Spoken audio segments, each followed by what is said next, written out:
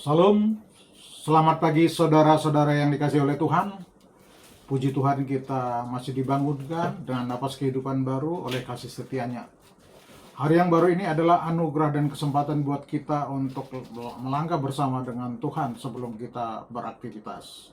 Oleh karena itu, mari kita siapkan hati kita untuk mendengarkan firman-Nya. Kita berdoa. Terima kasih ya Tuhan untuk segala kebaikan dan berkat Tuhan kepada kami pada pagi hari ini. Tuhan, bangunkan kami dengan napas kehidupan baru. Tuhan, kami akan beraktivitas hari ini ya Tuhan. Tapi kami rindu mau mendengarkan firman-Mu. Untuk itu berkati acara kami ini dari awal hingga akhirnya, berkati hamba-Mu.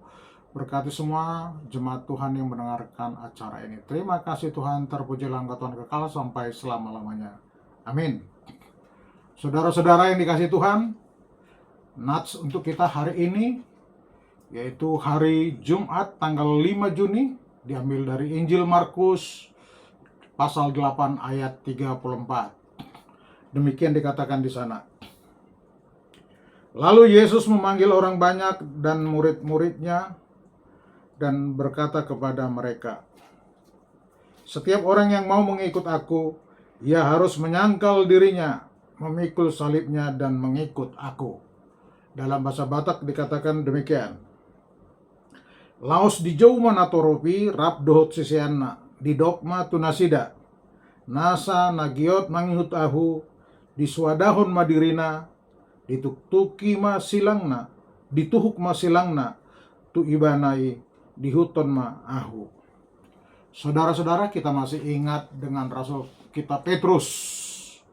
Petrus percaya kepada Kristus dan dia memutuskan untuk mengikut Tuhan, tanpa ia menyadari bahwa pikiran dan kedagingannya maupun perasaan kemanusiaannya sama sekali tidak selaras dengan kerajaan Allah. Kenapa? Karena tidak ada manusia yang benar di hadapan Yang Maha Kudus.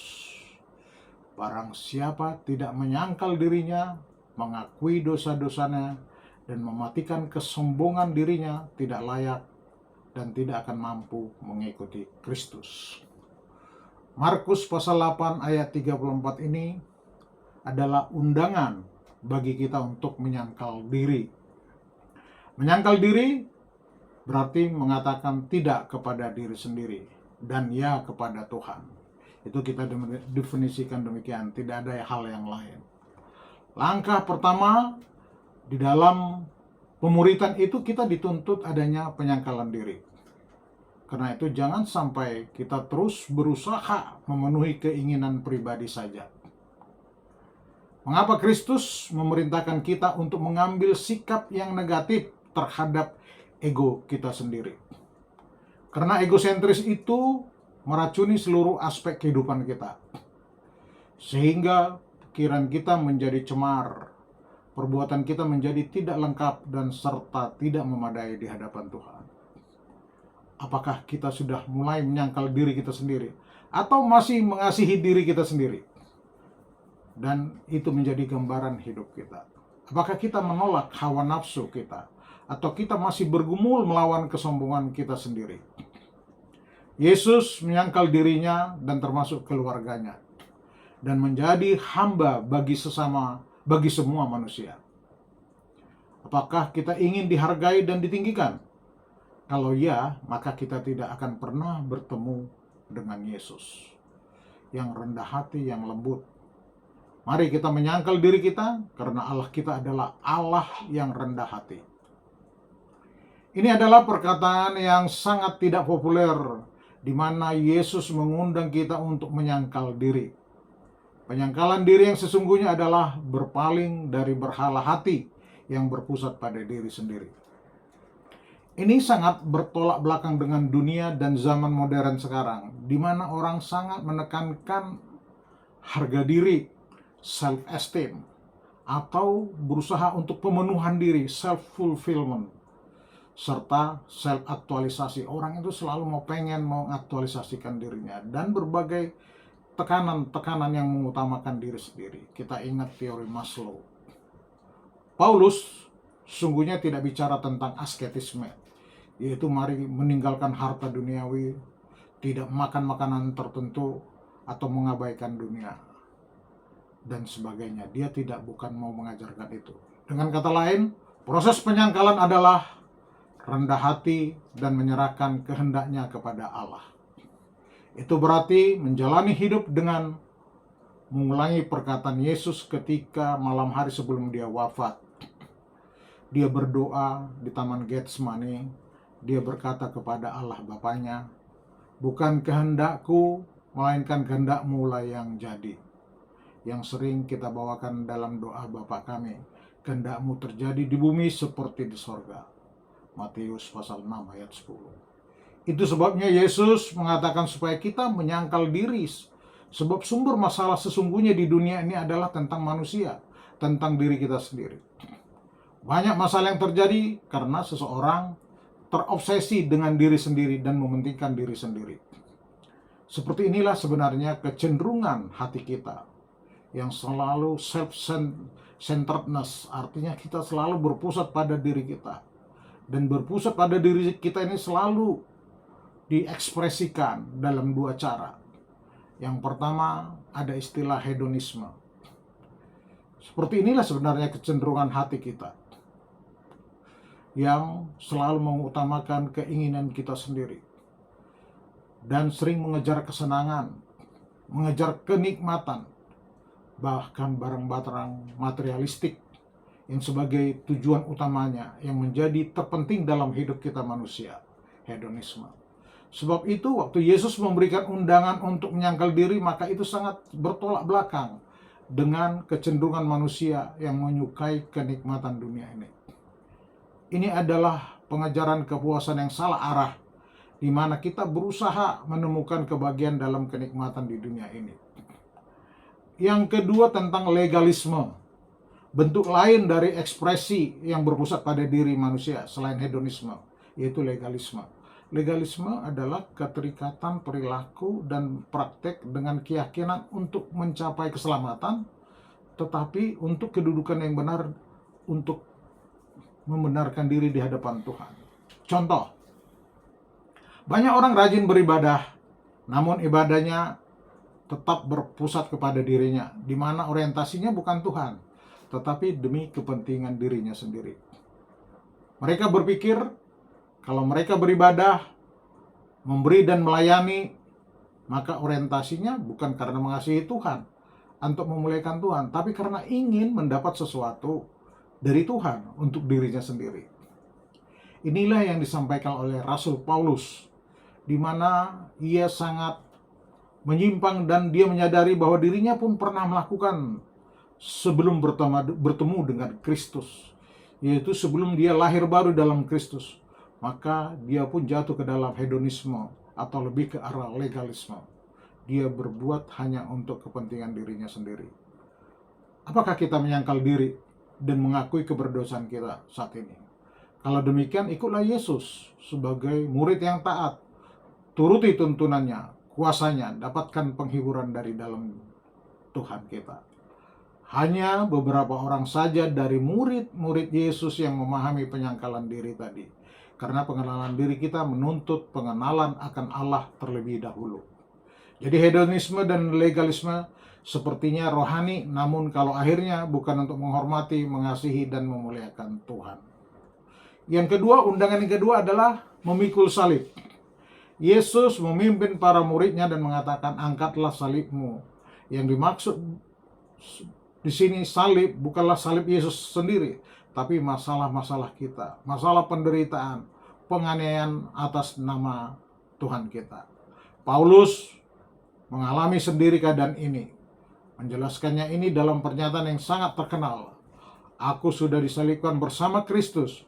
Bukan lagi aku yang hidup, tetapi Kristus di dalam aku. Itu pernyataan Paulus. Kalau Yesus mengundang kita untuk memikul salib, artinya mengikut salib itu syarat dengan penderitaan. Memikul salib itu tujuannya bukan untuk menerima keselamatan. Kemungkinan kita akan mengalami tekanan, penganiayaan, dan ketidakadilan. Mungkin kita dianiaya dan dikucilkan oleh teman-teman kita, bahkan keluarga kita, karena iman kita itu hanya tertuju kepada Kristus. Sekali lagi, perlu kita diingat di sini, kalau kita mengejar menjadi selebriti atau mengejar kuasa dan keberhasilan duniawi, kehidupan rohani kita akan menjadi lemah, dan kita akan menjadi sama dengan orang-orang yang mati di dalam dosa. Saat ini kita bisa melihat banyak orang Kristen yang begitu bangga memakai kalung salib, berdesain salib, sebab saat itu adalah lambang pengharapan. Tetapi zaman dahulu tidak ada orang yang bangga atau berani memakai kalung salib, sebab salib itu adalah memberitakan tentang penderitaan dan kematian yang paling mengerikan. Yang ketiga adalah undangan mengikut Kristus. Justru kalau kita yang berpusat pada diri kita, maka kita akan kehilangan segalanya. Tetapi waktu kita menyangkal diri dan rela kehilangan sesuatu yang kita anggap paling berharga, namun kita menukarkannya karena Injil, maka justru kita yang menyelamatkan, berarti kita dapat mengikut Kristus. Jadi dunia berbicara tentang berpusat pada diri sendiri, peroleh seluruh isi dunia dan menginginkan diri sendiri. Namun mengikut Yesus bukan berpusat pada diri sendiri, tetapi menyangkal diri, kehilangan hidup kita karena Yesus dan mengikut Yesus. Dan yang menyedihkan adalah adanya mimbar-mimbar gereja bukan memberitakan undangan Yesus yang memberitakan penyangkalan diri, memikul salib, dan mengikut Yesus, tapi malah memberitakan Injil yang berpusat kepada diri kita sendiri.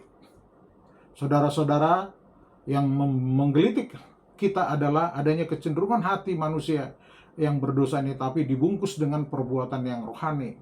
Misalnya beribadah supaya diberkati, berpuasa supaya kita dijawab doa kita. Ini adalah penyimpangan yang terjadi dalam kehidupan kita. Kita tidak akan mampu melakukan penyangkalan diri, memikul salib dan mengikut Kristus. Kita tidak mampu melakukannya karena ketidakmampuan kita untuk melakukan semuanya ini secara benar. Tanpa pertolongan Yesus, maka kita semua akan binasa dan menerima maut. Yesus tidak hanya menuntut kita untuk menyangkal diri, kehilangan hidup karena dia dan mengikuti dia, tapi Yesus menyelesaikan secara sempurna apa yang kita mampu lakukan terhadap itu.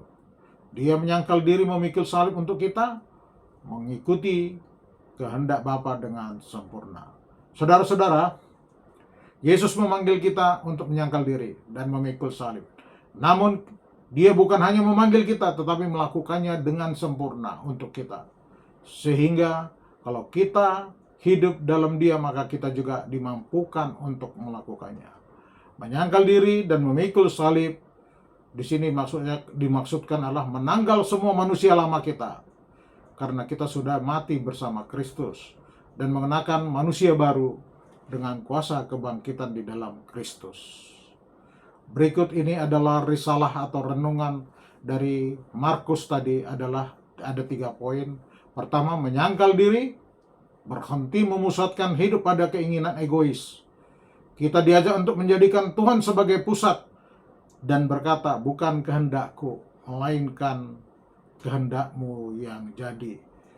Yang kedua adalah memikul salib, menerima penderitaan atau kesukaran yang datang karena iman. Salib bukanlah masalah yang kita ciptakan sendiri, melainkan harga yang harus dibayar saat kita hidup benar di dunia yang menolak kebenaran. Yang ketiga adalah mengikut Yesus, berarti berjalan tepat di belakangnya, meneladani hidupnya, dan taat sepenuhnya pada arahnya setiap saat. Amin. Kita berdoa. Bapa Surgawi, terima kasih untuk mendengarkan renungan pada pagi hari ini, dan kami dapat belajar ya Tuhan. Kami berterima kasih kepadamu Tuhan Yesus karena Engkau meninggalkan surga yang mulia, meninggalkan kemuliaan-Mu, menjadi manusia hina, taat kepada kehendak Bapamu, dan membawa kami kembali ke dalam kehidupan rohani yang benar. Engkau juga merendahkan diri dan menyangkal dirimu dan kembali ke Bapa di dalam kemuliaan. Hidup dan memerintah bersama dengan Dia dalam kesatuan Roh Kudus sampai selamanya. Ajarkan kami ya Tuhan akan kehendak-Mu, sehingga kami juga dapat menyangkal diri kami, meninggalkan hawa nafsu kami, mengasihi sesama sebagai hamba-hamba yang berkenan kepadamu. Kami berdoa agar Tuhan memberkati kegiatan aktivitas kami hari ini, memberkati keluarga kami ya Tuhan, memberkati bangsa dan negara kami. Masih banyak lagi permohonan kami ya Tuhan, biarlah Tuhan yang menyempurnakannya. Terima kasih Tuhan, terima kasih. Amin. Marilah kita sama-sama berdoa doa Bapa kami. Bapa kami yang di sorga, dikuduskanlah nama-Mu. Datanglah kerajaan-Mu, jadilah kehendak-Mu di bumi seperti di sorga. Berilah kami pada hari ini makanan kami yang secukupnya. Dan ampunilah kesalahan kami seperti kami juga mengampuni orang yang bersalah kepada kami. Dan janganlah membawa kami ke dalam pencobaan, tetapi lepaskanlah kami daripada yang jahat, karena Engkau punya kerajaan dan kuasa dan kemuliaan sampai selama-lamanya. Amin. Marilah kita terima berkat dari Tuhan, kasih anugerah dari Yesus Kristus, dan kasih setia dari Allah Bapa, serta persekutuan dari Roh Kudus yang menyertai kita dari dahulu, sekarang, sampai selama-lamanya. Amin. Salam. Horas.